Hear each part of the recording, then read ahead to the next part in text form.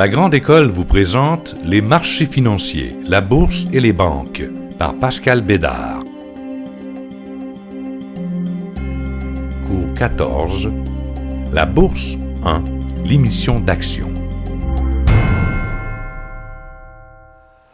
Alors, on a fait le tour des politiques prudentielles, de plein de trucs sur les taux d'intérêt et ainsi de suite. On comprend bien maintenant les marchés financiers, le rôle des institutions financières, qu'est-ce qu'est l'intermédiation financière, et ainsi de suite.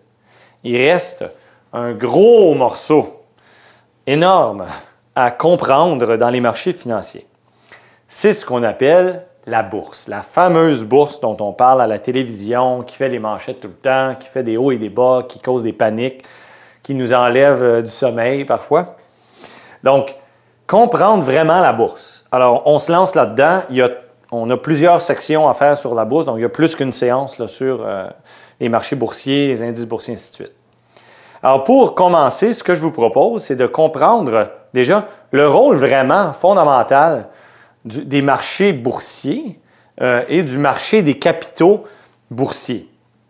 Donc, d'abord, réfléchissons un peu. Supposons qu'on a de l'épargne, n'est-ce pas? On a de l'épargne, tout le monde a de l'épargne.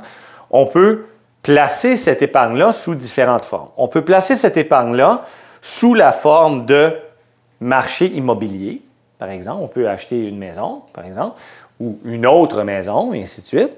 Alors, il y a eu des vérifications là-dessus et quel est le rendement du marché immobilier? C'est entre 0 et 3 % de rendement réel. C'est en pouvoir d'achat. En pouvoir d'achat.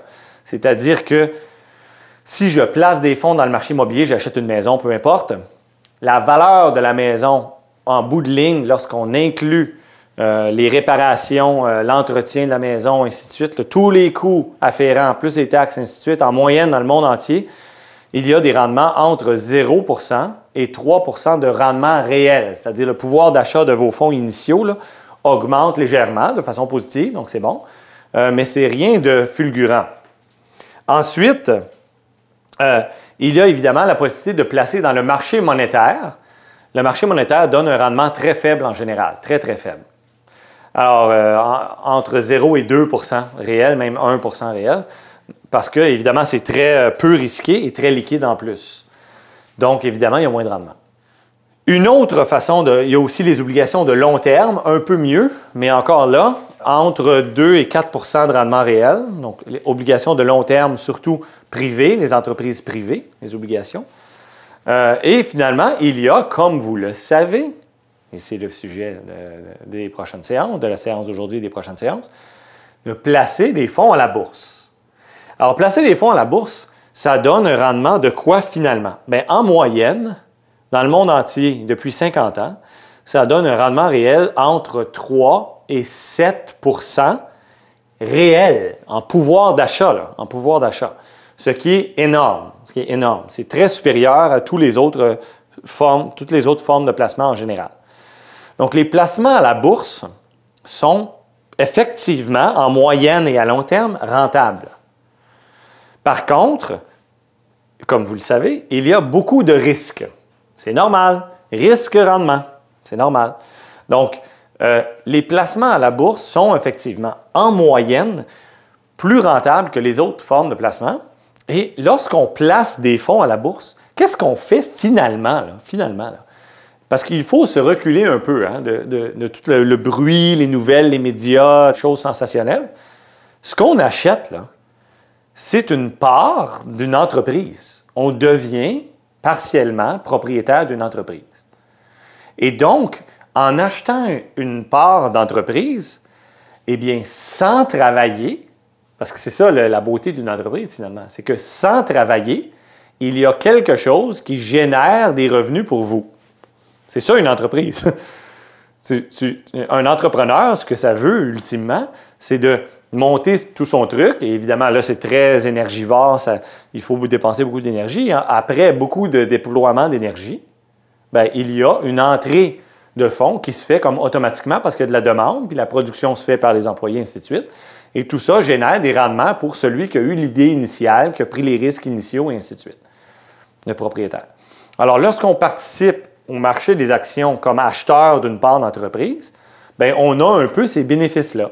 C'est-à-dire qu'on ne fait rien, et on peut rester chez nous assis dans le salon, et l'entreprise, elle, génère des revenus pour nous. Entre nous, à moins d'être un gros acheteur institutionnel, vous et moi, là, personnellement, là, on n'a pas la capacité d'acheter assez d'actions pour vraiment avoir quelque chose à dire. C'est-à-dire qu'on ne peut pas appeler la compagnie parce que j'ai 10 actions Microsoft. Là. Je ne peux pas appeler la compagnie et dire « Je trouve que vous devriez faire ceci, cela », évidemment. Il faut avoir une part considérable de toutes les actions là, pour avoir vraiment un mot à dire sur le conseil d'administration. Généralement, ceux qui ont un mot à dire sur le conseil d'administration, ce sont soit les individus très riches qui ont acheté d'énormes parts de l'entreprise en question, 10, 15, 20, 25, 30 de parts ou parfois 50 des parts d'une entreprise. Ou bien, évidemment, et c'est généralement le cas là, après certaines années, ce sont des représentants d'institutions. Donc, par exemple, les fonds de pension achètent des sommes colossales d'actions à la bourse et parfois, ils ont des parts assez importantes d'une entreprise, 5 par exemple, ou 10 pour vraiment avoir un mot à dire là, dans les décisions de l'entreprise comme telle. Donc là, ils participent au conseil d'administration. Des fois, ils disent « OK, on devrait faire ceci, cela en termes d'expansion de marché, on devrait faire une entrée en Chine de telle façon, tu sais, ainsi de suite. » Vous et moi, les individus, on n'a pas ça. Mais évidemment, via les fonds de pension qui gèrent nos fonds, on le fait indirectement. N'est-ce pas? Donc, l'idée fondamentale, c'est ça. Acheter une entreprise à la bourse sous la forme d'achat d'actions et ça génère des revenus sans rien faire. C'est la beauté de l'entrepreneuriat. Donc, on obtient les revenus d'entrepreneuriat, si vous voulez, sans rien faire, en achetant des actions à la bourse. Maintenant, quels sont les revenus qu'on peut obtenir lorsqu'on achète des actions à la bourse? Bien, il y a essentiellement deux formes de revenus pour quelqu'un qui achète des actions à la bourse. La première forme de revenu ou de profit, ce sont les gains en capital. Donc, un gain en capital, qu'est-ce que c'est? C'est très simple. J'achète une action d'une entreprise à, peu importe, disons que je paye 100 $ et la valeur de l'action à la bourse, là, elle augmente à 200 $. Bon, là, je prends un cas extrême, là, mais c'est juste pour imaginer. Là.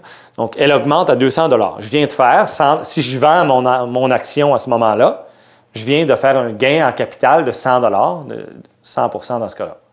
La deuxième forme de revenu, c'est les versements de dividendes. Lorsque l'entreprise fait des profits, elle envoie à tous les détenteurs d'actions, elle peut envoyer, je devrais dire, elle peut envoyer, mais elle n'est pas obligée d'envoyer, mais elle peut envoyer les profits sous forme de distribution de dividendes. Parfois, la haute direction, le PDG, le directeur des finances, tout ça, marketing, ainsi de suite, ils se rencontrent et disent « On va retenir les profits, pas pour eux personnellement, là, évidemment, mais on va retenir les profits pour les réinvestir sous la forme de nouvelles usines, campagnes de marketing, toutes sortes d'utilisations de fonds, qu'ils jugent rentables, qu'ils jugent profitables pour les actionnaires. Donc, on appelle ça des retenues de dividendes pour fin de réinvestissement. Donc, les versements de dividendes ne sont pas obligatoires, hein? Ce n'est pas systématique, donc ça varie, là. Alors, parfois, les entreprises versent des dividendes, parfois, les entreprises ne versent pas de dividendes. Ce n'est pas systématique à chaque trimestre que les entreprises versent des dividendes. Alors, la bourse, la fameuse bourse, lorsqu'on parle de la bourse, qu'est-ce que c'est vraiment? La bourse, c'est comme le marché des voitures usagées. C'est exactement la même chose. C'est un marché de revente. De revente. Donc, lorsque moi, j'achète une action à la bourse de New York, par exemple, une action de Microsoft, on va dire, est-ce que ça génère des fonds pour l'entreprise Microsoft? La réponse est non. La réponse est non. Ça ne fait que payer la personne qui me vend l'action de Microsoft. Alors, la bourse dont on entend parler aux nouvelles, là, les opérations qui se font à la bourse, ce ne sont pas ces opérations-là qui génèrent des fonds pour l'entreprise qui a l'action en question. Alors là, évidemment, la question logique qui suit, c'est bien, pourquoi d'abord les actions sont-elles cotées en bourse et qu'est-ce qui génère des entrées pour l'entreprise finalement? Qu'est-ce qui génère des entrées de fonds là, pour l'entreprise cotée en bourse? C'est ce qu'on appelle les sorties en bourse, donc une entreprise qui n'est pas du tout en bourse et qui décide de sortir en bourse, et évidemment les émissions d'actions nouvelles. Les émissions d'actions nouvelles, je vais le dire tout de suite parce que ça va être relativement simple là, à expliquer en termes intuitifs. Si une entreprise existe déjà à la bourse, là, elle est déjà sortie à la bourse, elle existe déjà. Microsoft, General Motors, Ford, General Electric, toutes les compagnies qu'on connaît, là, ils ont déjà des actions à la bourse. Elles peuvent se financer, c'est-à-dire lever des fonds, en émettant de nouvelles actions. De nouvelles actions. Donc là, lorsqu'elle va émettre de nouvelles actions, elle va vendre ces actions-là, encore une fois, et là, ça va suivre le même principe que les sorties en bourse que je vais expliquer dans 2 secondes. Elle va émettre des actions qui vont avoir le même prix à peu près que le prix des actions déjà existantes à la bourse. Et chaque action va effectivement, la première fois qu'elles sont vendues, là, va lever des fonds pour l'entreprise elle-même. Donc, une entreprise peut trouver des fonds sous cette forme-là, mais évidemment, ça a un prix, hein, ça. C'est la dilution des propriétaires. C'est-à-dire que si moi, je détiens des parts d'entreprise, j'ai des actions dans ma poche, puis là, l'entreprise, soudainement, émet plus d'actions. Alors, mes parts d'entreprise représentent une moins grande fraction de toutes les actions de l'entreprise en question maintenant. Donc, le prix à payer, c'est la dilution, c'est-à-dire chaque action, maintenant, une fois qu'il y a des nouvelles émissions d'actions, représente une moins grande proportion de parts d'entreprise. Ça, c'est le prix à payer. L'avantage de l'émission d'actions, c'est qu'il n'y a pas d'endettement. Parce que ce n'est pas des emprunts. T'sais. Alors, de l'autre façon, une entreprise peut aussi lever des fonds en émettant des obligations. Des obligations dont on a amplement parlé par le passé dans ce cours-ci. Elle peut émettre des obligations. Ça, c'est des titres de dette. C'est un document de dette. Elle s'endette. Elle peut aussi juste emprunter à la banque hein, de façon ordinaire, mais c'est parce que généralement, une grosse entreprise multinationale qui veut lever des gros fonds, les banques elles-mêmes ne pourront pas lui prêter assez de fonds pour financer. Ça va être plus l'émission d'obligations. Et donc, il y a trouver des fonds par endettement ou trouver des fonds par l'émission d'actions. Les deux ont des coûts et des avantages. L'émission d'obligations, l'endettement, l'avantage, c'est qu'il n'y a pas de dilution des actionnaires, n'est-ce pas, parce qu'il n'y a pas de nouvelles parts d'entreprise, mais il y a plus d'endettement. Ça, c'est le prix à payer, si on veut. Par contre, les actions, c'est le contraire. Donc, il y a plus de dilution, parce qu'il y a de la dilution parce qu'il y a plus d'actions en circulation, mais il n'y a pas plus d'endettement. Donc, les deux ont des pour et des contre, et chaque entreprise a sa propre personnalité, si vous voulez, en termes de est-ce que je me finance surtout par les actions ou surtout par les emprunts, les obligations et ainsi de suite. Donc ça dépend de plein de choses qui dépassent le cadre de ce cours-ci. Donc la structure du secteur d'activité lui-même et ainsi de suite. Donc plusieurs trucs dont on n'a pas besoin de parler vraiment. Alors maintenant, venons-en au jus là, fondamental, les sorties en bourse. Sortir en bourse. Comment ça fonctionne? Alors, généralement, voici l'histoire du début. Donc, je raconte rapidement l'histoire du début. Vous partez une entreprise. C'est une petite entreprise. Vous partez ça dans votre sous-sol chez vous et vous y croyez. Il y a une demande. Vous pensez qu'il y a une demande pour cette entreprise-là. Alors là, il y a de l'expansion, ça fonctionne, mais là, vous êtes débordé, puis parfois, vous manquez de fonds pour faire vos projets. Là. Parce que la banque, des fois, refuse de vous prêter parce que vous êtes risqué. Vous demandez à vos parents, vous demandez à...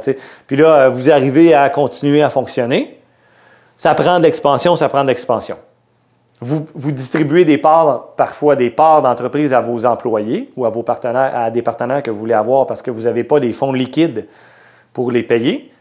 Et vous voulez aussi vous associer à des gens de qualité. Donc, Vous trouvez des gens, vous distribuez des parts un peu, 5 10 de parts à telle ou telle personne. Les nouveaux employés, les premiers, là, souvent, là, les premiers employés sont aussi comme des partenaires dans l'entreprise.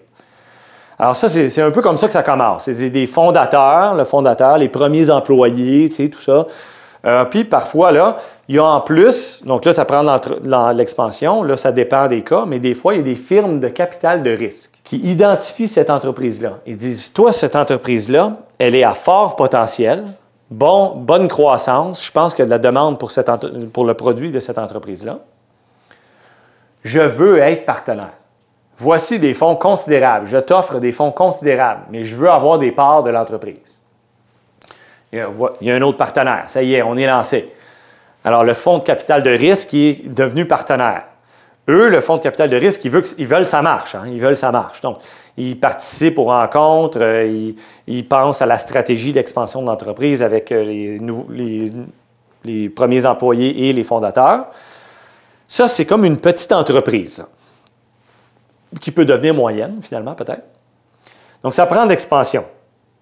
Puis, donc, les premiers propriétaires de l'entreprise, petite, c'est le fondateur ou les fondateurs, les cofondateurs, les premiers employés, les propriétaires de firmes de capital de risque, parfois des individus très riches, qu'on appelle des angel investors en anglais, des individus très riches qui ont cru au projet puis qui ont dit « Moi aussi, je veux participer à ce projet-là, je veux avoir des parts de l'entreprise », ce sont les premiers.